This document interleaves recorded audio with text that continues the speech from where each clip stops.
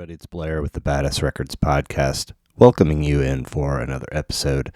And I am excited to share with you that this week's guest is Christena Graves. That is Christena, Christena Graves. You can find her on Instagram at Christena Graves Music, and her website is christenagravesmusic.com. Her 2021 full-length release, Finding My Footing, is out there on the streaming platforms, as are over a dozen singles, so please check her out. Episodes of this podcast air Thursdays more often than not.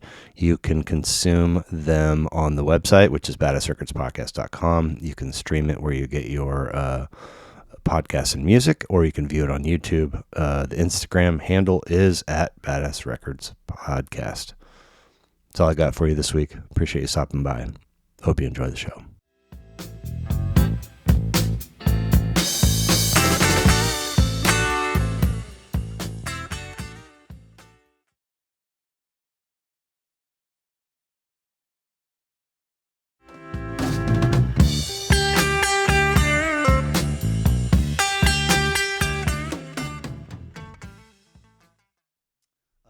So I think this will wind up being episode 220.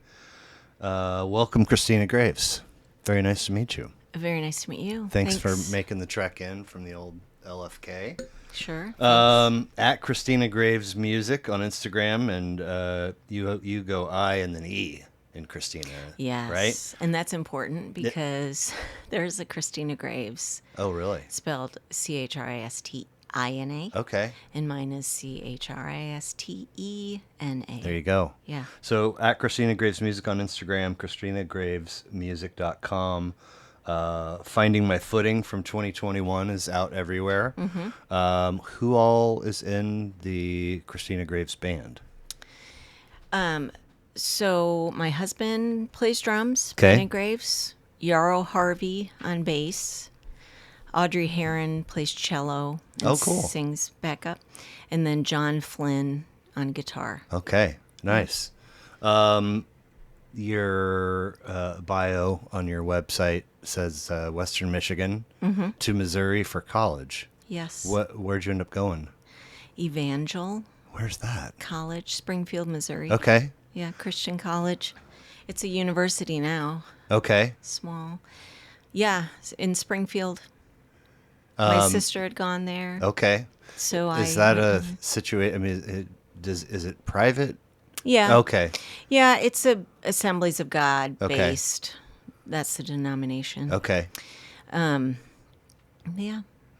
So I transferred down. I went 2 years to a community college and then transferred down my junior and senior year. okay. Mm-hmm. I'm not super familiar with the geography of Michigan. Right along Lake Michigan. Okay. If you think of it like a mitten, Mm-hmm. and the thumb will face, east. Yes. I'm on the Yeah. the side. I know the shape. I just don't Yeah. know what towns and cities are where. Oh, yeah. Only thing I can tell you is that the four kiddos, the father of the four kiddos, married to one of my sisters, is from Petoskey. Oh, that's north. Yeah. Okay, but it's pretty far north, Pretty right? far north, Yeah. up toward the top. And the then, mitten. It's beautiful. The Broncos, is that? There's a Michigan school. I thought it was Western Michigan, actually. Huh, the Broncos? Or I thought it was a state school, but anyway, your Evangel, your sister went and enjoyed it enough to convince you to go or encourage you to go or whatever the case was. Yeah, I didn't know what to do. Okay. So I just chose that. Okay. And did you? Yeah, I mean, I think it was really good for me. I think it was just time for me to move Okay. away, and I was an English major, and I loved my professors. Okay. I think they really pushed in a way that I needed because I was a really sheltered church kid, Okay. And yeah, it ended up being good. And then I ended up staying there I got a job teaching high school English right outside of Springfield in a little teeny town. And so I ended up staying there. And during that year, I was in a band and we would play around the Okay. area, the Zoe band. And we played up in Kansas City at the New Earth Coffee House, which used to be here in the 90s. It was kind of a big deal in the Christian music community. And it was kind of right south of downtown, Okay. 30, yeah, Westport. Oh yeah. And we played there one night, and Brandon came to see us because he had gone to high school in New Jersey with the bass player in my band that I Oh. met in college. Oh wow. So Brandon came, and then I met him, and then we ended up married less than a year later. And so Okay. we stayed in this area. Oh. Yeah. Okay. So You didn't have stuff to go get or business to attend to back home? well, I mean, I'm the youngest of 5, and all my family's still up there. Okay. So I don't know. We're back and forth a lot, but no, I'm the one that left. Okay. Now, one could be curious if Sheltered has some kind of meaning or substance behind it. What? Yeah, I've like walked kind of away from a lot of that stuff, I Okay. think. But yeah, I just was sheltered. I mean, I listened mostly only to Christian music, and just what I watched was managed. You know what I mean? Like Yeah. everything was managed By mom and dad. by mom and dad, Okay. or even just The community. the community Yeah. that I was in, like youth leaders. And yeah, it was very strict, like Sure. in many ways. Sure. And then, I went to a college that really kind of was too, but what I'm at on this side of it now, my English professors really, they were all church people, like, because they had to be professors there, but they really like exposed us to a lot of things, and I'm grateful for that in the way that they did it. And I think it just started me like on a journey. I mean, college always does to some Right. extent, Yeah. but I think that really, those certain professors really started me like, Yeah, I Pitt State for a year out of high school, and I was like, I felt like even a little bit junior year is kind of like the buzz about where you're going to go and college visits and all this stuff, and it's like you check that off, and then they're like declare, like what? And it's like I don't communications, sure. yeah. And I left after a year and went out to Colorado and took a year off and ended up declaring psych. But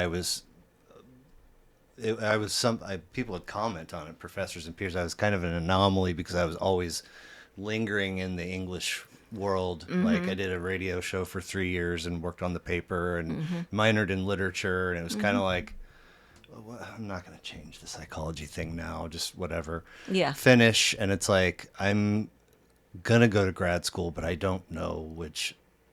I ended up choosing the creative writing program at UMKC, but it took me 7 years to land there, which is whatever. Yeah. But like, I loved my psych professors. I loved my general professors, but my English professors in undergrad and grad, like, occupy way more bandwidth, just in terms of like being interesting people. Yeah. And having like, there's something about a syllabus where you're like, this is gonna eat me alive or bore me to tears. And then sometimes you get one, you're like, I am excited about a lot of this. Yeah. And I didn't like grow up as a person that was like typically excited about school. I mean, as a young kid, sure. Right. But like, anyway, so many cool people, in the English lane.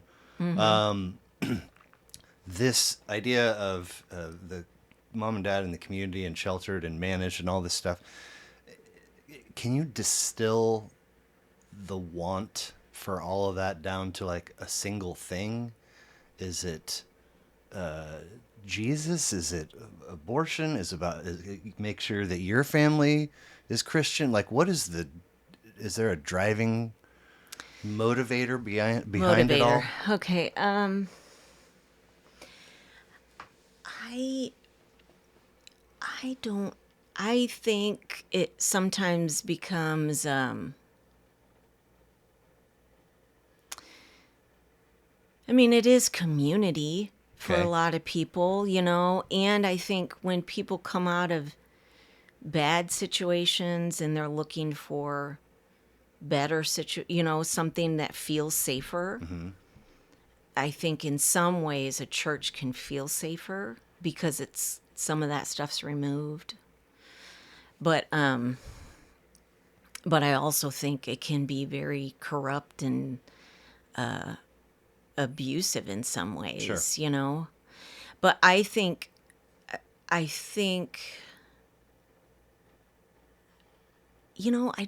just don't know what it was, because this is a thing that I've gone back and forth about, because I mean, ultimately for me, it would be for love, would be a reason I would stay if Sure. I literally felt loved by a creator or Yeah. something. And I don't ask to say like, Yeah. shame on you and this side's right and blah blah. I'm No. just curious. No, I'm saying I think for some people I think some people are just, I mean, if you're talking about psychology, I think some people are driven to have some sort of thing to be a part of, like standards, like with rules. And Yeah. I really think Yeah. some people need that. Yeah. And so church situations make sense for that. Absolutely.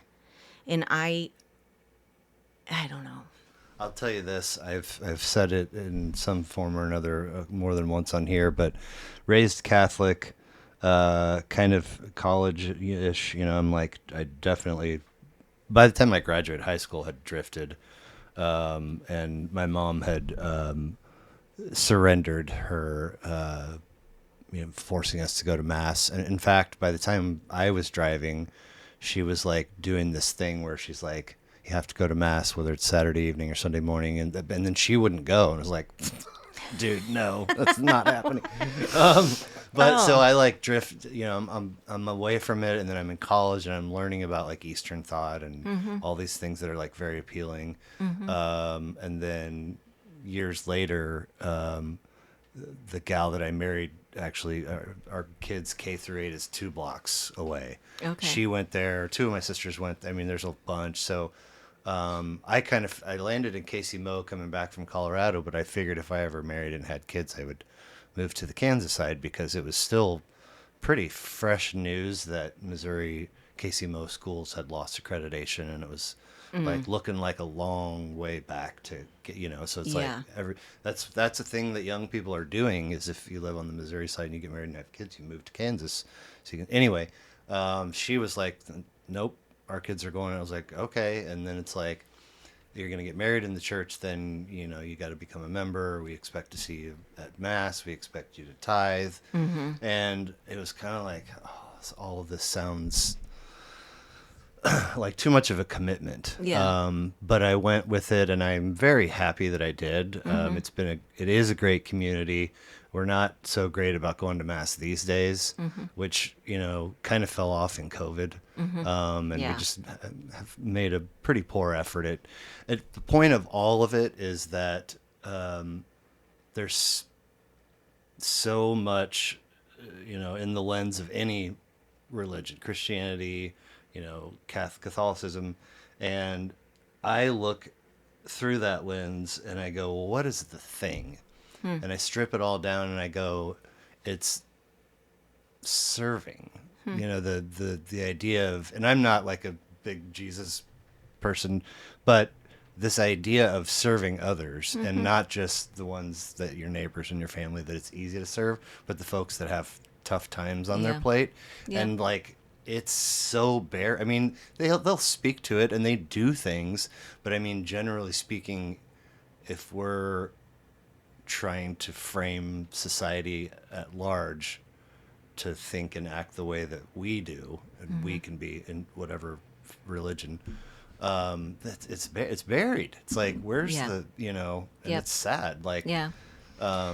that's the end of my Yeah. soapbox. But I do think that it is a really important notion. If you have 0% or 100% faith in your world, just like other folks, a lot of other folks need stuff more than you need it. Yeah. Whatever the stuff is. Yeah. It's just, Yep. a lot could shift if we Yeah. could just, anyway. Care for each other. Yeah. Yes.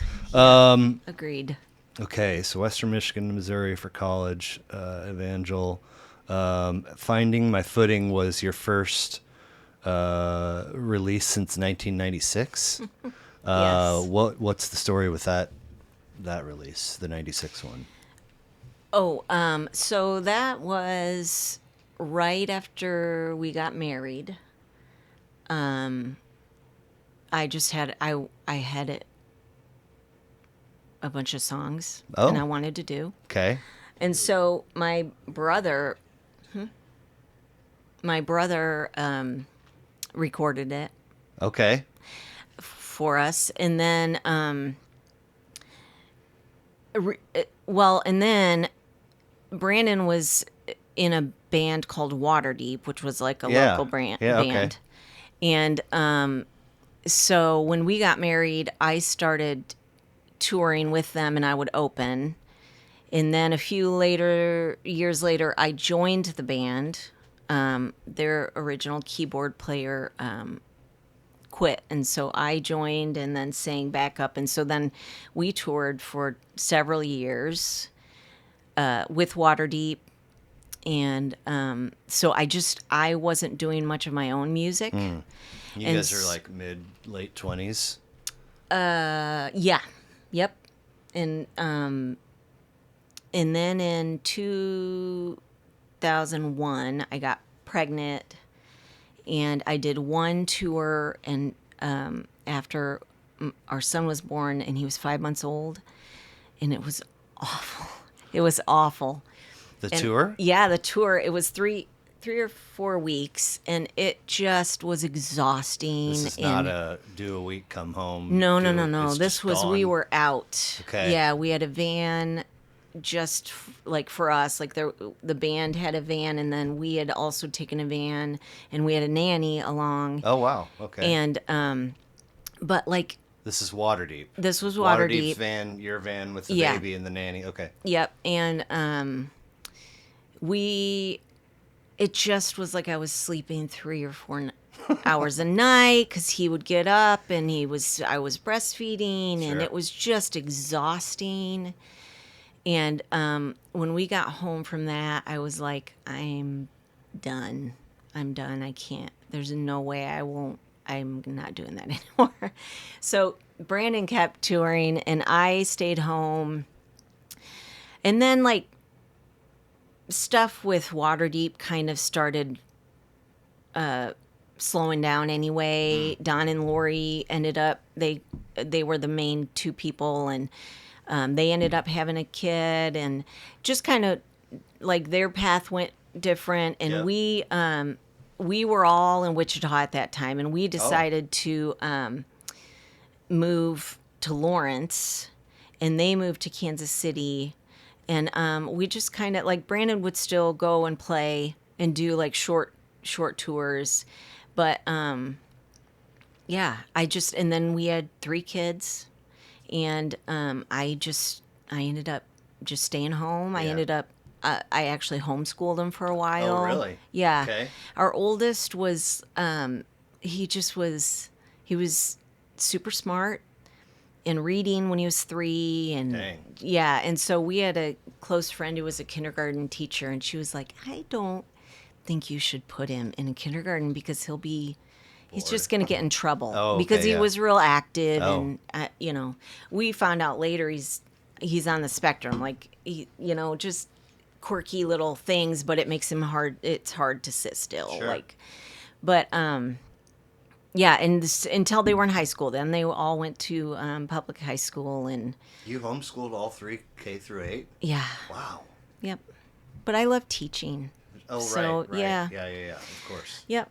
And then 3 years ago, I just got back into teaching myself. So Cool. I actually went back as a long-term sub for sixth grade science, and I loved it so much. So I just did what I needed to get my certification in science. Okay. So Um, you know, outside looking in, the wild time that is middle school as a person and everything that you're going through mentally, emotionally, your body, all this stuff. Did they rolling into high school? Their freshman year is their first toes in the water in non-homeschool schooling. Did they all? Was it fine? Did they? I think it ended up being fine. They knew, like, our oldest had been in Boy Scouts, so he knew a lot of the Okay. kids, and so like that was, and then our middle was in the Lawrence Youth Symphony, and so there were kids in there. Yep. And then our youngest, it was yeah, there. I think it was tough in some ways for all three of them, but I think academically it was fine, but I do think there No, was I was. some. Yeah. Yeah, I think socially it was. We always had a group of people that like a co-op that they always worked with, or Okay. because I did virtual school, because I always wanted to have a good curriculum, and so the virtual schools that we were part of would do stuff all year long that we would go to, and so they were having a lot of social stuff, but not having that day to day. That was different. Yeah. But I mean they all worked through it, figured it out. Cool. Yeah. Good. Just thinking about my daughter being last year was a.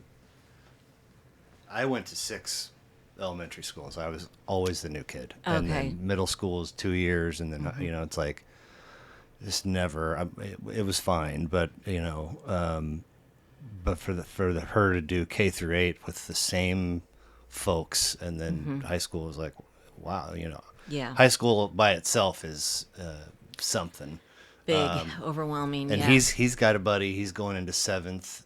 He's got a buddy that's in scouts with him that is moving to his school from a nearby school, and I'm like, well, I mean, it'll be fun. He knows most of the boys from scouts, and Yeah. he played Yep. basketball with them, through the school. But it's like, interesting. Like, well, I wonder what's going on there. Like, was there something about the other school or the other kids that you didn't yeah. like? And do you just think that this is a better opportunity because he knows more? And just Yeah. change is Yeah. or can be challenging. Yeah. Yep. So you were in a sort of a circuit with other parents that were homeschooling, Yeah. and with your teacher pedigree, did you always feel like you were probably doing a better job than the rest? I don't want to say that. Actually, several other of the ladies that were in the group were teachers also. Okay, there you go.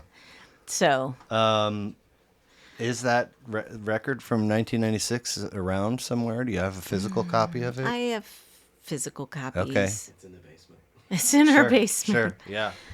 Yeah. I'm not quite. I mean, I guess.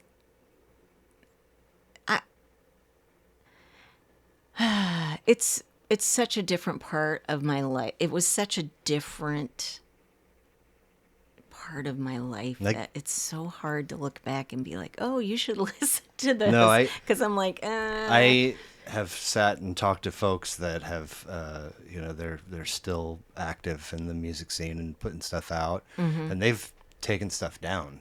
from the past, and I get it. Yeah. Because I think it's human nature to cringe a little bit at some of your old, Yeah. like some of my first episodes. I'm like, that was a pile of dog shit. Like, I'm not gonna delete it because it took me 10 hours to To do it. get it out there, whatever the case. Yeah. But it's like, I get it, but I'm also like, oh, the writing, the recording, the Yeah. producing, and the publishing, and, Yep. and then nope, that's not for the world anymore. Yeah. Okay, so finding my footings on the streaming platforms. There's also 7 singles, and let's see, 3 of them have come since finding my footing Yep. came out. So you still And got we're stuff. trying. Yeah. It's just it's so weird because we did that during COVID. Like everything just worked out. A friend of ours moved back to Kansas City from Nashville. He was looking for stuff to produce. We had these songs, and we worked something out money wise with him, and it just all worked really nicely, and it was really fun. And then for the next year and a half, it was just like, what's going to happen? Like everything was just kind of changed, people.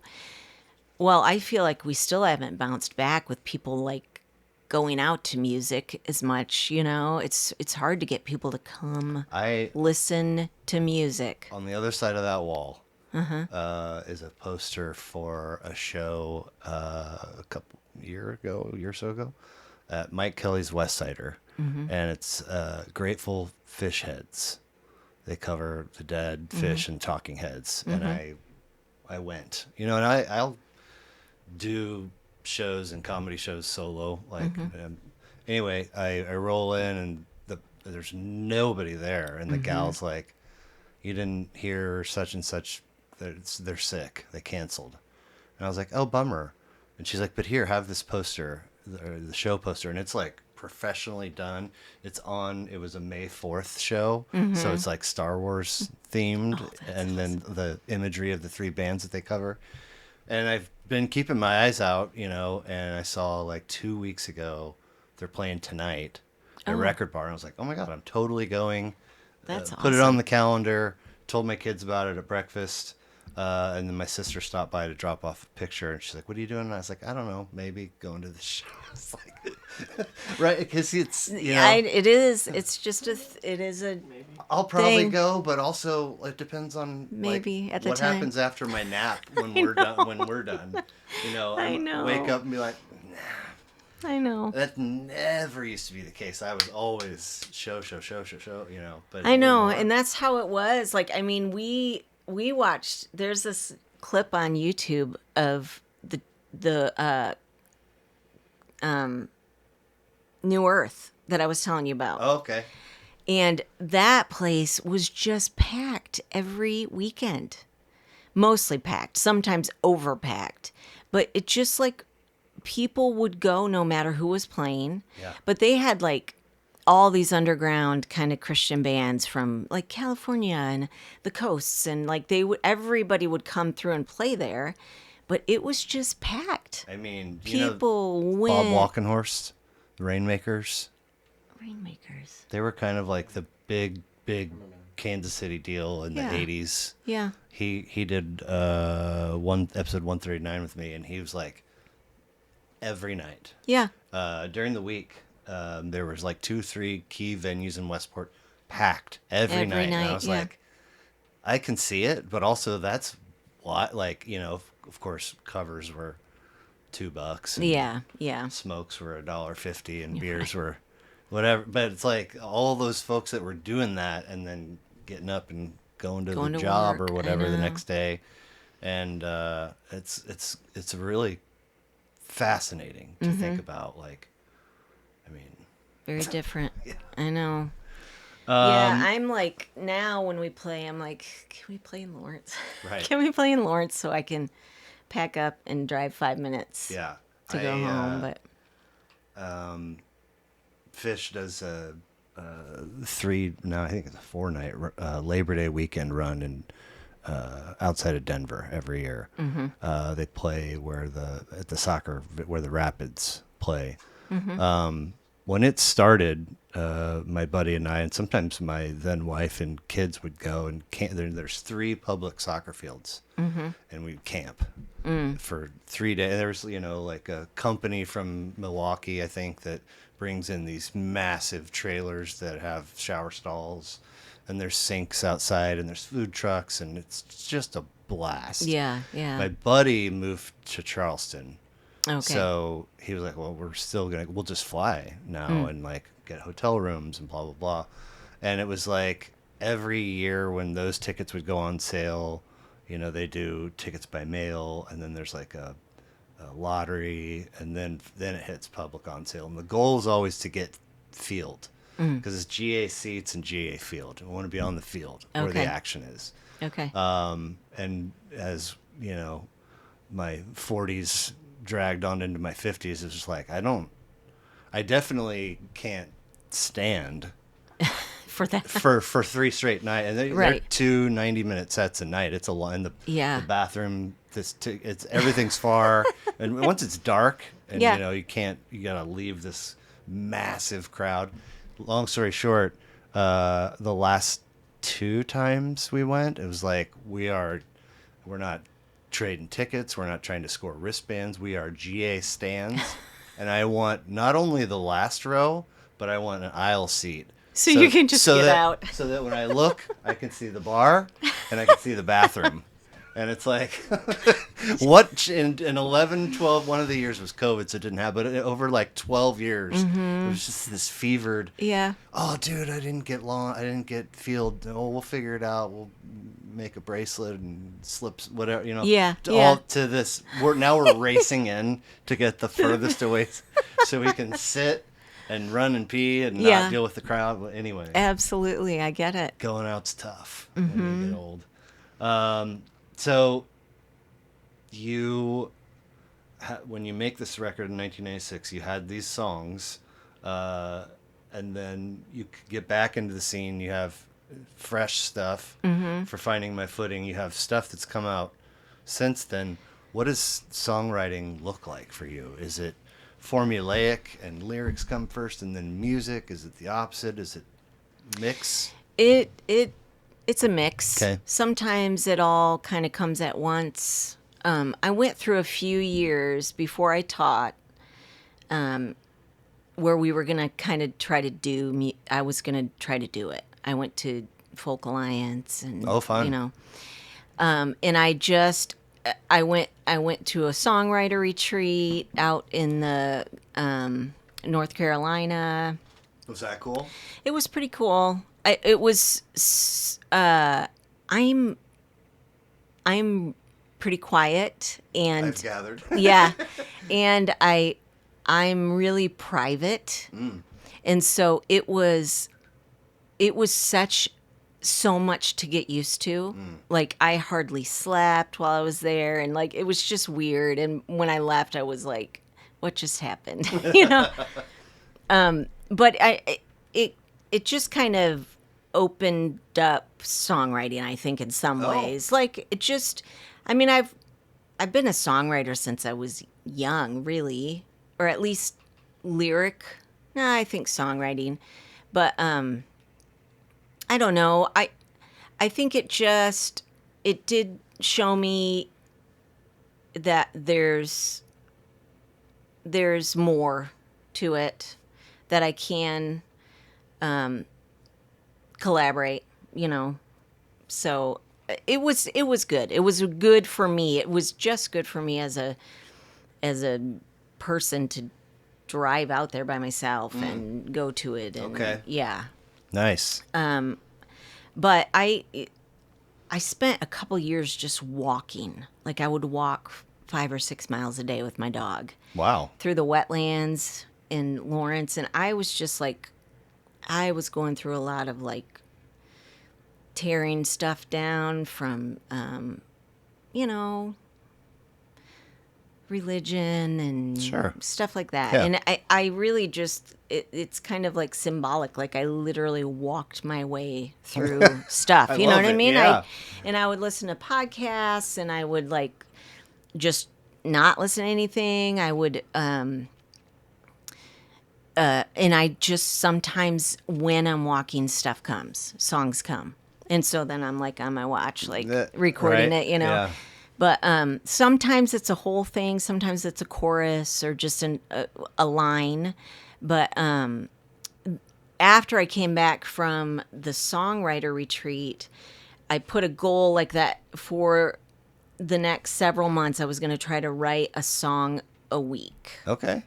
And I mostly did, Nice. you know, and I would just get up and try to come up with an idea, because I think I'd always been kind of like it was a little whimsical in that, like, I just waited for that thing to come and then it would come, you know. But I was like trying to be real intentional about sitting down and like thinking about, do I want to do piano, do I want to do guitar, what do I want to talk about, and just trying to be intentional with it rather than just gut emotion, you Right. know. Right.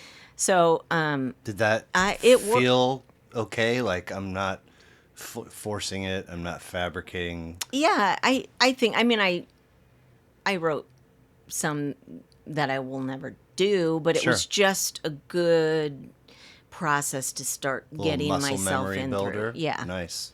So I have quite a lot of songs ready for, you know, probably another record. We just recorded something, and we're going to start releasing singles this fall, and I think it'll come out next early spring. Okay.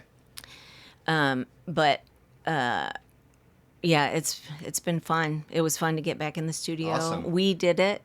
Our bass player had a studio all set up, and we just decided to do it ourselves. And Brandon did a lot of the producing. Okay. So After it's all recorded and you're adjusting mixes and putting the final touch and all that stuff. yeah, During. during. Okay. Actual, during. Yeah, and we really wanted to get. I think that the first one, Finding My Footing, I think was our sound as a band was new. We had just formed, kind of probably not even a year before that. I mean, I think the day before lockdown, we played a show in Lawrence, and it was like maybe the third or fourth show that we had dang. played. And so when we went into the studio, Greg LaFollette, who produced it, he's super talented. He's an incredible like musician and singer and songwriter himself. And so just because of the nature of it was COVID, it was a lot, you know what I mean? Like there Yeah. was distancing, and he ended up doing a lot of it. So it is a Christena Graves record. Like it's all my songs. Right. But he ended up playing a lot of the stuff on it because just that's what the thing that was easiest, Sure. you know. And we hadn't really honed a sound yet. Oh, okay. So now we've been playing together for years, and so we really wanted to get like that band sound. And Gotcha. so we actually did a lot of this, the bass, drums, and guitar are live. Okay. We didn't use a click. We just wanted like that feel. Right. So yeah. So did Greg get producer credits for? Okay. So I'm glad you Did he mentioned. get Finding my footing. on Finding My Yeah, Footing? yeah. Okay. Definitely. It's a real interesting world now because folks, it sounds like you're being negative, but folks can make a record out of their home. yeah. You can kind of do all the things. I mean, even, Yeah. Till Willis has been here a couple times, and I think for his last record, Glass Cactus, he found a Canadian pressing house that would do batches of 100. So you're not like financially and then also space committed to this. You Yeah. just gotta sell Yep. the record, Yep. So did it feel, would you consider Greg to have been a neutral ear and this is your project, right? Things are what they were, but he comes in and does the stuff. Was that helpful? Versus, Yeah, it was for where for where I was as a musician and songwriter, he was it was really good for me to work with him okay, because I think I really struggled just with believing in my songwriting or what I was capable of, and I think he really worked to just help sure, bring the best of that yeah. out in me. Yeah. I'm interested in the influence when a producer influence bleeds through to the listener, and just even the ability to identify that is fascinating to me. But so you have that situation where he's sort of the neutral ear, and then there's the situation where one would do everything themselves, which poses this, in my mind, having never done it, crazy challenge of being able to like step outside of your own stuff and make changes, make tweaks, eliminate things that you maybe worked really hard on. So that's a second camp. And then the third camp is if your significant other is in that chair Yeah. and now they have to say, maybe are offering suggestions or tweaks or whatever. And you got to do it, in a way that is sensitive towards the artist. Feel like We won't hate each other. you're not clocking out and going home. You are home. Yeah. You work. So Yeah. like that's a whole other. I think right now we are just at a place where we can do that Awesome. healthily. Yeah. I don't think I could at finding my footing. I don't know that I think I needed that outside, Sure. you know. But I think we've both changed, grown, and Absolutely. yeah. That's awesome. Yeah. So, how does band life feel since the return since getting back in? It seems like you're gigging somewhat regularly. Usually a few Practice, rehearsal, that kind of stuff. I mean, is it you've got family, but the kiddos are mostly grown. Is it all of it easy to manage? Is it sometimes challenging? It's challenging going with me going back to school, teaching. Yeah. It is challenging. Last spring is when we were recording for about 6 weekends in a Okay. row. And so I would teach all week, and then we would record on the weekends, and it was at the end of it was exhausting. Yeah. Yeah, I was that was tough. I remember brand new ish to married life. I was doing social work over in KCK, and I was in supervision one morning with my supervisor, and just a Monday morning, 9 a.m. And it was like, whatever, late 20s, and everybody you know is getting married. And it's like between family get-togethers and holidays and birthdays and people getting married, it's just like every weekend is like there's 3 things on the calendar. And I was like, she's like, what do you guys don't like circle a weekend where you're like, we're not doing anything that weekend? I was like, we do now. I've never even heard of that idea. That sounds amazing. Yeah. But it's important. You got to, even if it's like, Yep. I got to hammer out these 6 weekends to get this project, and you want to push through it, but you also have to go, you know what, we can make it 7 weekends and have one be where we recharge. Yeah, we were in our bass player's studio was Right. going to be sold, so Oh. we were like trying to Jeez. yeah. We were Wow. trying to get it done before that happened, so cramming. Yeah. Yep. So Western Michigan to college in Missouri, you wind up in KC. You've got older brothers and sisters. Music was, per your bio, an important part of your family. Any idea how mom and dad's path crossed initially? My mom and dad, they went to school together. Okay. Yeah. Okay. High school. Nice. They met in high school. So music in the home beyond the hymns? Was there any like radio in the car or at home or records or tapes or any? Well, lots of records, but they were all religious. But my oldest brother is a musician and Okay. songwriter too, and it's all it's all religious stuff that he writes. But he's a good songwriter. Like I love, and we grew up. I grew up singing with him. Yeah. He taught me how to harmonize, and I watched him write songs. And the 80s was a weird time in Christian music because there was the hymns in the traditional Christian music, but then there was this whole thing that started, which was like Christian people playing music. Yeah. And so, Yeah, up to and including metal. yeah, It's like, totally. And so, I'm in a Christian metal band. I'm sorry, what? I know those were the bands that would be at New Earth.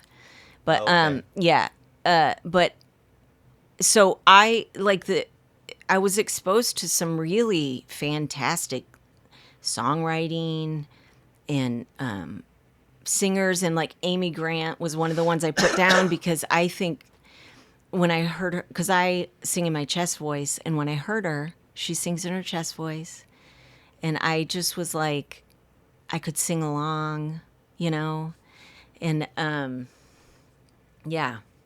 So there was just a lot of music that even moving into the 90s, there were all these bands out of California that were these killer, like a band called Adam Again or The Choir, and they just were amazing Nice. bands. And lyrically, I mean, maybe you wouldn't know that they were Christian bands. They just did that circuit, like Sure. that Christian bands did at that time. But yeah, so I there was a lot of great music that Cool. I got to, So over here is the list that you shared with me, right? Over here is what you hear as a young person growing up in the home, in the car, or whatever. For me, that was like my mom's car was all oldies, 71 WHB. She only had an AM, so it's like I knew like the oldies. Yeah, Like yeah. when COVID happened, I remember somebody posted, "Well, I just finished Netflix." It's like I knew the All the oldies, yeah, like oldies, by yeah. heart. My dad had a little briefcase full of 8 tracks with like a lot of Oak Ridge Boys and John Denver and Muppets and Sesame Street, and it's like then eventually we have a stack of vinyl at my mom's. It's like there's an 80s compilation called Hot Tracks, and there's a copy of Thriller, and it's like this is the whole universe of music. And then one day you step out and go to a buddy's house, or you go to the music store for your first time with your own money and discover something. You're like, oh my god, this is a microcosm. This is a teeny tiny percentage of what's out there. Yeah. Is there an album in that window that's not from home and not from your list that kind of turned on that light bulb for you, where you go, wow, there's a lot more than I ever realized? I mean, in high school, so I had listened to the radio. So like Thriller was, I mean, there were so many hits on that. Gosh. But I also was hearing, I'm not going to, I don't want to, throw my family under the bus, but we heard a lot of negative about, you don't listen to that. And, Sure. so I would like listen to the radio really quiet in my room but when my older brother, he was big music. And I remember one summer he got Paul Simon's Graceland Heck yeah. on cassette, and we water skied. The two of us would water ski in the mornings in the summer. we'd go out before anybody else got out on the lakes, and it was really calm. And his boat had a little tape player, and we all summer long we listened to that record over and over. No skips. So good. Yeah, every single song is incredible. But I think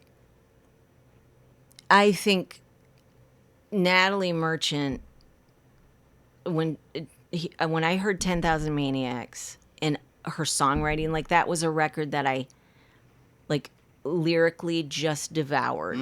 And I like, first of all, I loved her like where she sang because I could sing along. Yeah. But I just loved what she sang about. It's so purpose driven, you know?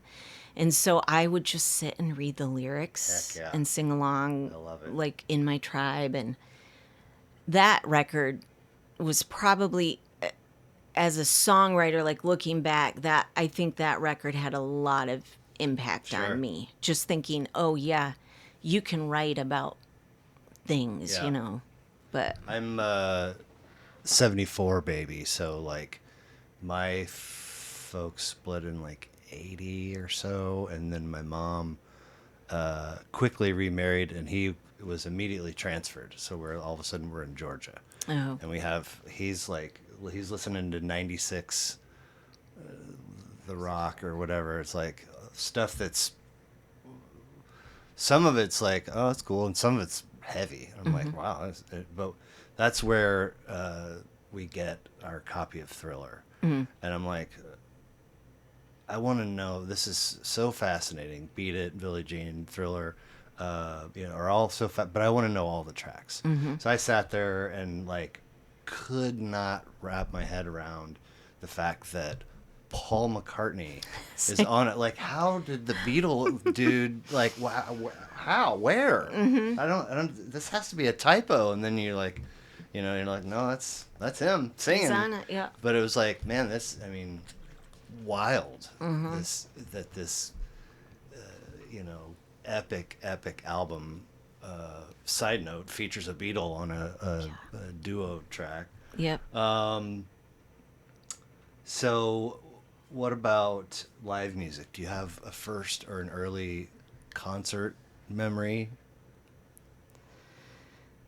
Well, I grew up going to a lot of Christian concerts. Sure.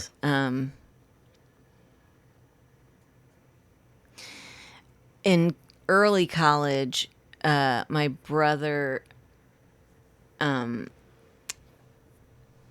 took me to see King's X. Okay. He got super into King's X, and then I got super into King's X, and that was just an incredible concert. Nice. I love them so much. This is up in Michigan, or? This was in Michigan. Okay. Yep. Do you remember the and venue it was name? It was in Grand Rapids. I don't remember, but it would have been, I think it was Peace, Hope, Love was the record that they were, Faith, Hope, Love, sorry. Yeah, that they were touring in support touring. Yeah. Cool. So you mentioned keys, and when you're writing a song, do I want to do piano, do I want to do guitar? Where does your, I know that there's music in the home. I know that you are taught to sing harmonies. Where does the musicianship piece, the instrumentation piece, enter the picture for you? Well, I had piano lessons from like middle school through college. I minored in music in college and played piano. Oh, wow. So, and then my oldest brother was a piano player, and we were all in band. We were all in band. I played French horn. I played French horn because my two older sisters played French horn because we owned one. Right. We were, 5 kids. Yeah. My dad was a teacher, and didn't have a lot of money, so it was like, not everybody's getting you're an gonna instrument. you're gonna play French horn, which I loved. So is it still we around? all, oh my gosh, it's in my basement. It's awful. Why? It's totally tarnished. It's Aw. a single, first of all, and so I never played it once I got to high school. But the tarnish, like it's totally tarnished. Is that not repairable? I don't think it's repairable. Oh. I would just think that there would be some drive inside of you to like figure out a way to feature it on one of your tracks. Not yet. Just I'd for have like 30 seconds or I something. think I'd have to borrow one. Well, that kind of takes Yeah. the fun out of it. Yeah. I mean, all of the valves are bad. Oh, and, they're okay. You know, Well, yeah. Anyway, Yep. okay. So I appreciate you sharing your list with me. If it's okay, I'm just going to roll through them in Sure. chronological release order. Yeah. Which puts us in 1985 with Amy Grant. Unguarded. This is 7 of 20 for her, including The Me That Remains from May of this year. Like she's still putting out music. Yeah. 10 tracks, 43 minutes. Contemporary Christian soft rock pop out of Augusta, Georgia. Podcast first for both the album and the artist. You mentioned hearing her just a little bit ago, but this record is a special one. This record, Because Baby Baby was... if you say Amy Grant, I hear Baby Baby. Right, and that's right. kind of all. And that was the, like... Next. Yeah. Next few... Yeah. This was 90... or 85. Mm-hmm. And I think... Well, I had the cassette, and we took a trip that was like a 2-week trip with a lot of driving, and so I sat in the back seat with my Walkman and just listened to this. And if you look at who played on this, this is a incredible. Lyrically, it's hard for me to listen to now. It is, I'll be honest. But we won't tell Mom and Dad music-wise, it's incredible. Yeah. It is a beautiful 80s... who's the guy that plays? Landau. Michael Landau plays guitar. I mean, it's all Dan Huff. Like, it's just crazy. So, it is... The songwriting's incredible. They're singable. Yeah. I put it on the other day when I was riding. I ride bikes, and I know all the lyrics. Nice. Like, it's one of those records, you know? Yeah. But... Amy, need a moment? Yeah. Can I just... Yeah. Yeah. Anyway, I mean, it was a big deal. just quick glance at her stuff and then this record, and like as I'm clicking back and forth, I'm like, she's married to Vince Gill for 26 years? Holy smokes. Yep. And she looks great. Yeah. Like, you know, Yeah. who knew? Yeah, she was a big deal to me. I mean, I remember when her first album came out, because this was right as I was going into high school. Okay. The summer before I think I went into high school. So, but I remember when her very first album came out, and it was a big deal because there had mostly been like church music, you know, hymns and whatever. And she just was something very different. Yeah. And so I remember it kind of started changing things. And so when we were in Waterdeep and we'd be in Nashville, I mean, people hold her Cool. reverently. Nice. Like, yeah, because she really changed things, you know? Huh. So, yeah. I remember when Mr. came out, and it was like Broken Wings is all over the radio, and so for a little while Kyrie Eleison was, and I was for a moment going to this youth group, church group, whatever, and there was a dude. He had like a real snazzy red sports car with a pimped out system, and he like took us for ice cream one night after, or gave us a ride home. But I mean, he Crank. to Kyrie Eleison, and I was like, oh, this is about Jesus and God and whatnot? Like, okay. You can get your stuff on the radio? Yeah. Singing about God? Okay. All right. But he was like, you know, tearing. Because it's got that, like, kind of intro. Anyway. That is... The aforementioned 10,000 Maniacs, 1987 In My Tribe, 12 tracks, 46 minutes, alternative folk rock out of Jamestown, New York, another podcast first for both album and artist. When I think 10,000 Maniacs, I think These Are the Days on repeat over and over again as we're graduating in 93, which, by the way, the gentleman whose name you will sign beneath, when we started off, his handle is like Gardoyle93, and I was like, "Is that your birth year?" And he's like, "Yeah," and I'm like, "It's the year I graduated high school." Anyway, I graduated in 90. I didn't really care for that song too much, but it was very appropriate. I mean, we were like partying in somebody's field for a week straight, and it was like, yeah, these are the days, blah, blah, blah. But my real love, and I have forever wished that there was more of this, was Carnival from Tiger Lily in 1995. That song today, like, I get goosebumps. That is so dope. Yeah. And I love the music and the way she sings. But this one hits your radar how, In My Tribe? Yeah, it was high school, and the lyrics were just, I was like, wow, she just writes about deep and important things, and I loved that.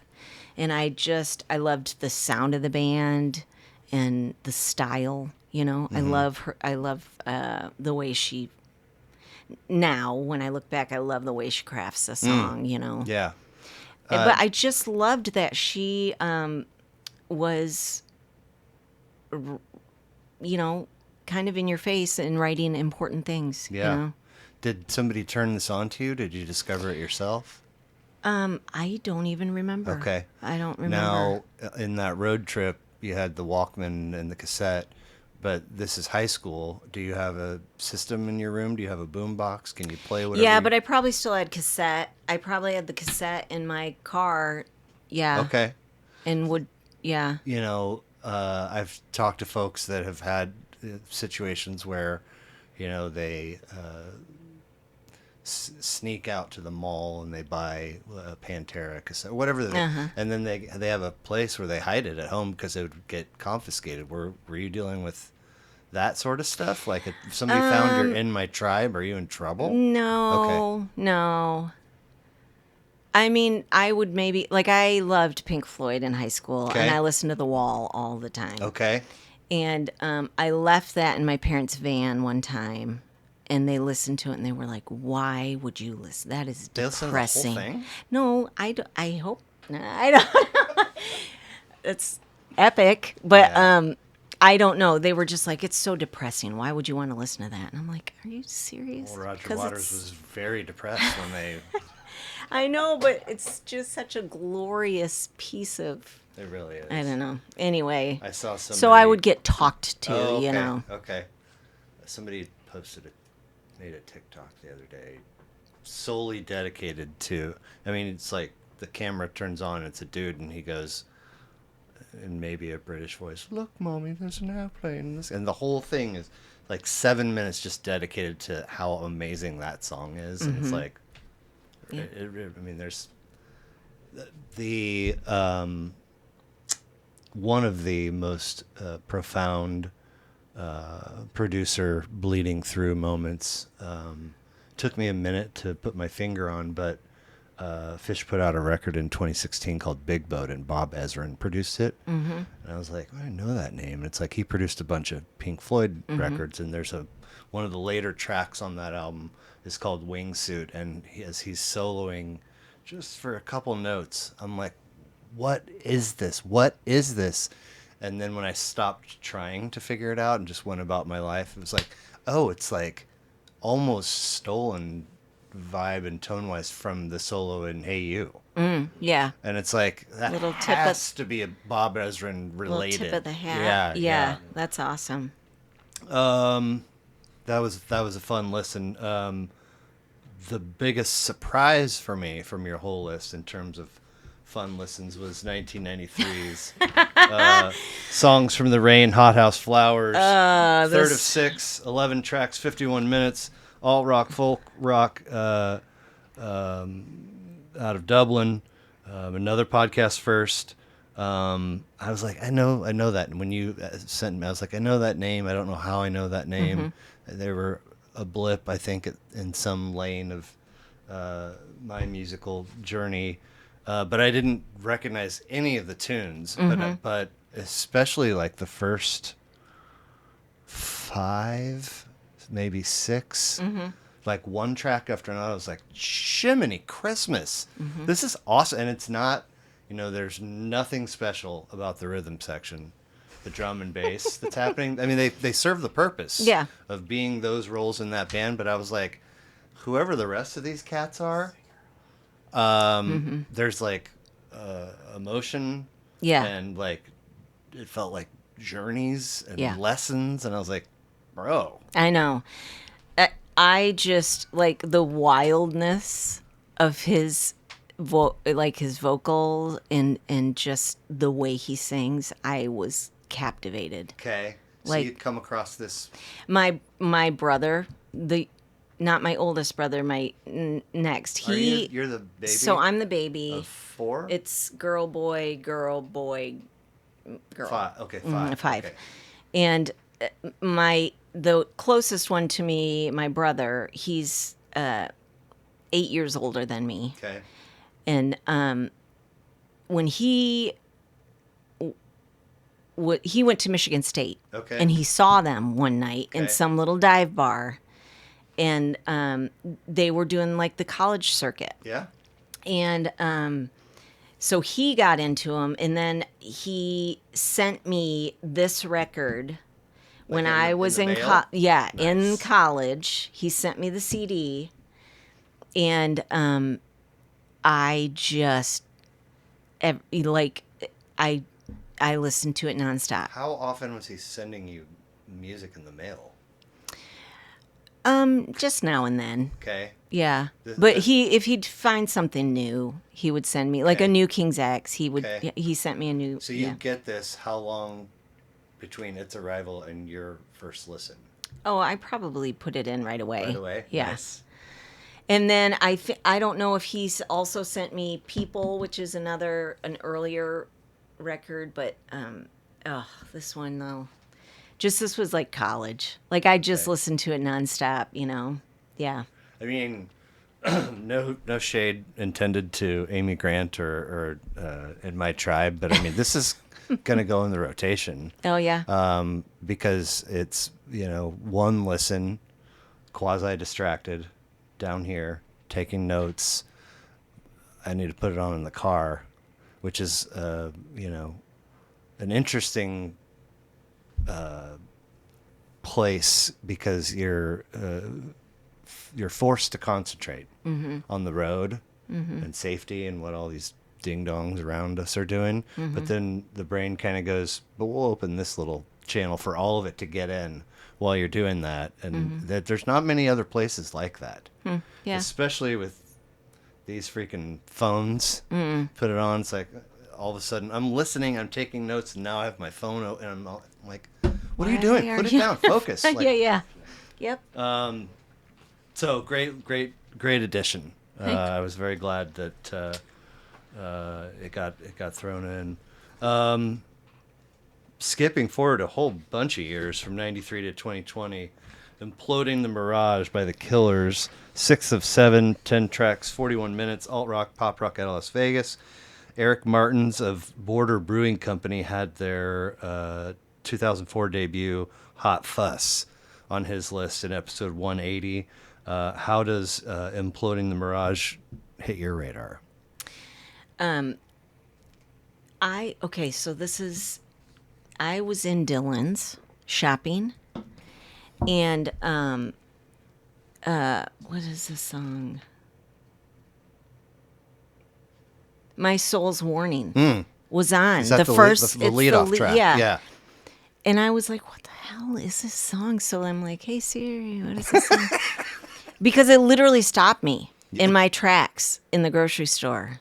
And so I went home and I pulled it up and I listened to it and I just couldn't stop listening. Like Wow. it just when I find a record that just like almost takes my breath away, that is to me like and that was this record and I listened to it for months. Nice. Yeah. And then we I got bought to it tell on you. vinyl. Oh wow, you Like, guys, how much vinyl are we oh talking? my gosh.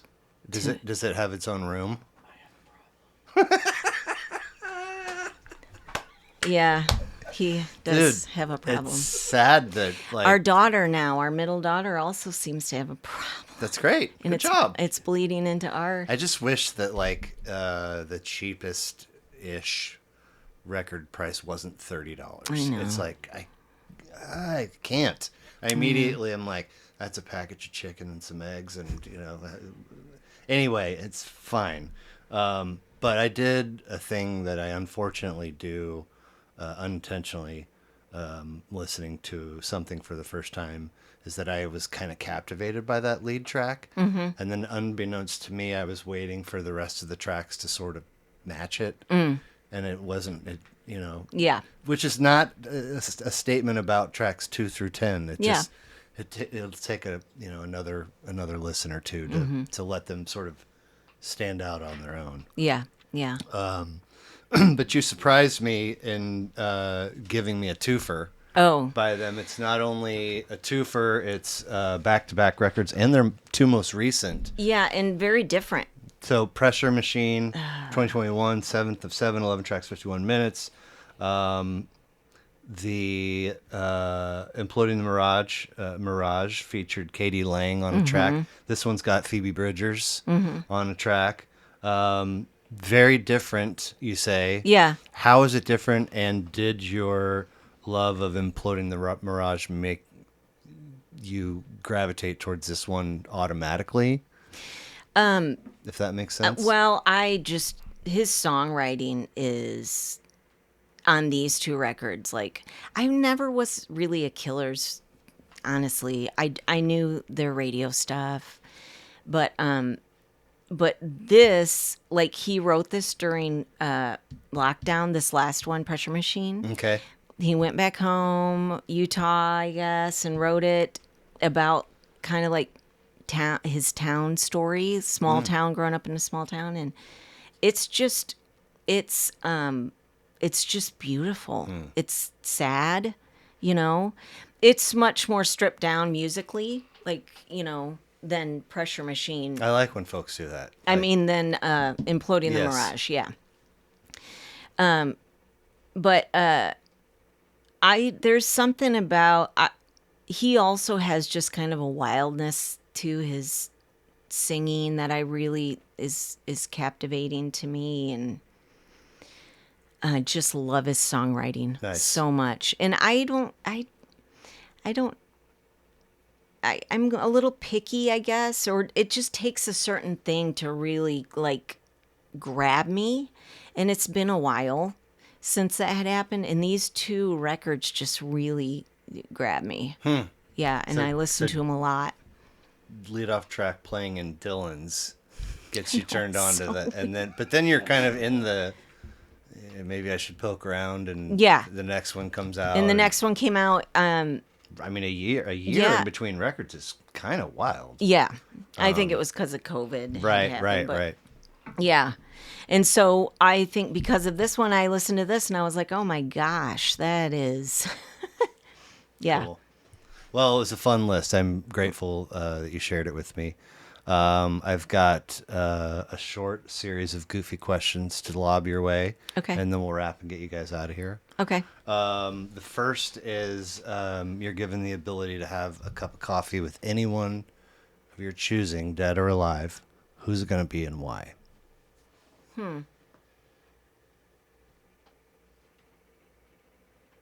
Dead or alive? Mm-hmm.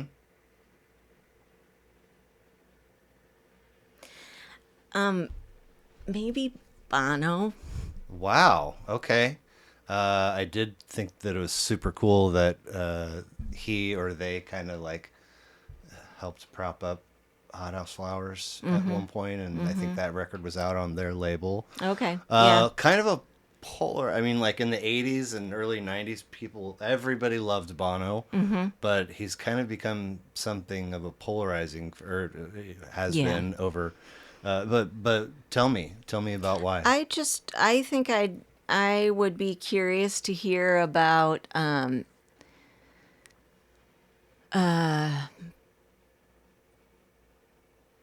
songwriting, or maybe even, I guess, the band, but or how he keeps faith, or like, I don't know. I would just be really curious to hear about like how he has like,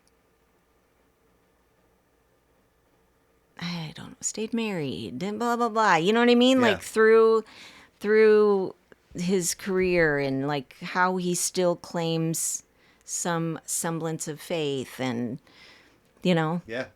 I'd be very curious. Here's the question that immediately goes into my brain anytime somebody says, somebody famous is, let's imagine this coffee is 90 minutes long. Are you fangirling out, or are you going to just have a conversation about like normal life?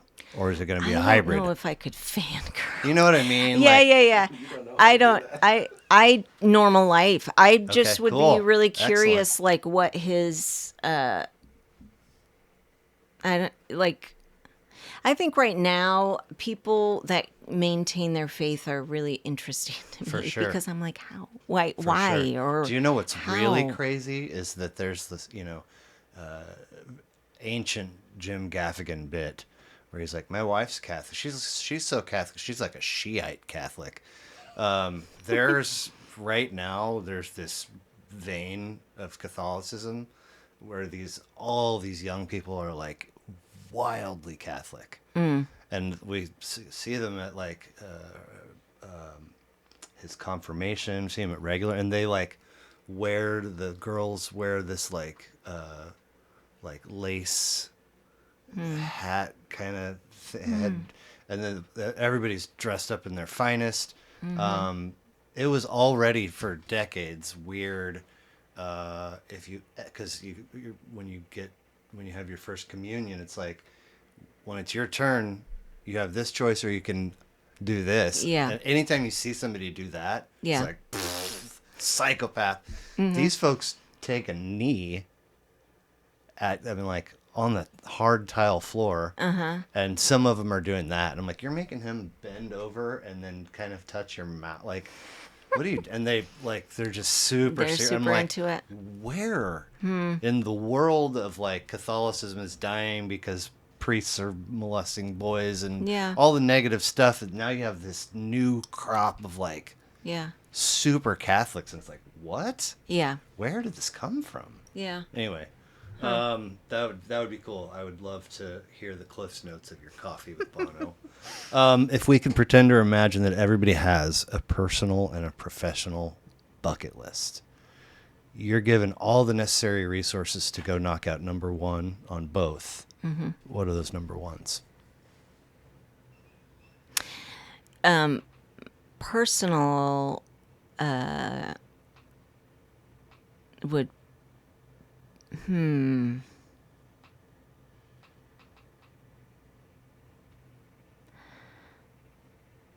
maybe like live in a cabin out in the woods near a stream and learn to fly fish with my husband. Sounds pretty rad.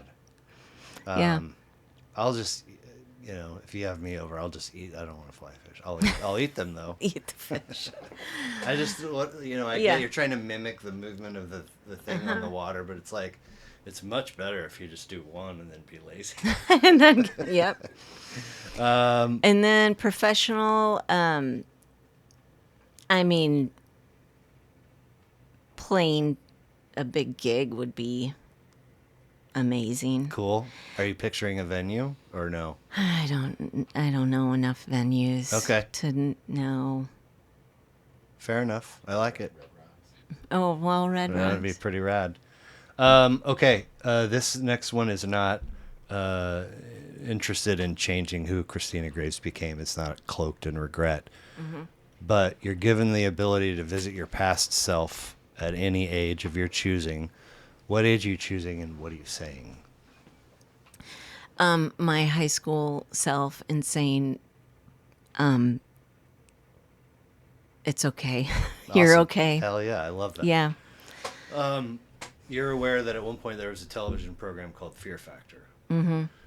You win the challenge by tolerating the gross thing, whatever it is. This is not that. This is real life. You got to get from point A to point B, but halfway there is your greatest source of fear or anxiety or heebie-jeebies or whatever it is. What is it? Heights Heights. right now. Really? Okay. Especially if my family's around. When my kids were around and we would like hike somewhere and if there was any cliff or the edge of a path, or I just couldn't, I'd have to leave. I can't, I don't know. Yeah, I can't do it. I hear you. Yeah. There's I don't know where the line is, but like I have no problem until I do, and then it's crippling, like terrifying. Like even if just watching, like if now it's a TikTok of somebody free climbing, I'm like, are you out of your goddamn mind? Yeah. Like Yeah. what? Your Yeah. fingertips? Yeah. For an hour and a half are going to be everything. Anyway. Yeah. Yeah. I know. Ugh. Last but not least, please complete this for me.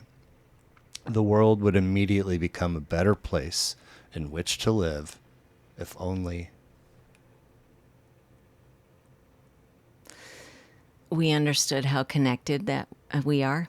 I like that. You in your bio on your website, there's a couple early mentions of nature and being connected, and that's what I thought of when you say the cabin and the woods, and it's sort of like the serve thing, like lost Yeah. on so many folks, and it's Yeah. like, you know, there's, let's see, what was her name? Cass Jones. She lives in Lawrence, and no, she did. She lived in Lawrence, but moved here in like moved to KC in like December, Okay. and she's fine. Like she likes her place and whatever, but she really misses. I guess she, would get out and walk and be in nature in Lawrence like daily, regardless of season. And she does a lot of solo camping, like, I mean, far. Yeah. And it's super admirable. I don't know that I have the courage. I mean, I hear a twig snap, like, or an animal. Yeah. Anyway. Yeah. Yeah. But she's like, I'm considering moving back, just because there's a lot of it accessible. And Yeah, right around. serves a really good purpose. Yeah. Good stuff. Since you can spell it faster than I can, spell your first name again for me. CHRISTENA. At Christena Graves Music on Instagram, ChristenaGravesMusic.com. 2021's Finding My Footing is on the streaming platforms, as well as 7 singles. Other plugs? Look out for this fall. We're going to start releasing singles. Cool. I think in October for our new record. Excellent. Yeah. And the best way to look for those would be on your Instagram? Follow me, on Okay, Instagram. Sign up for a mailing list on my website. Right on. Yeah. Is there anything that you had hoped that we would cover that we did not? I don't think so. Okay. Well, I really appreciate the drive in and the Yeah. time shared and the correspondence leading up to it, and hope to talk to you soon. Yeah. Thank you so much for having me. You're welcome.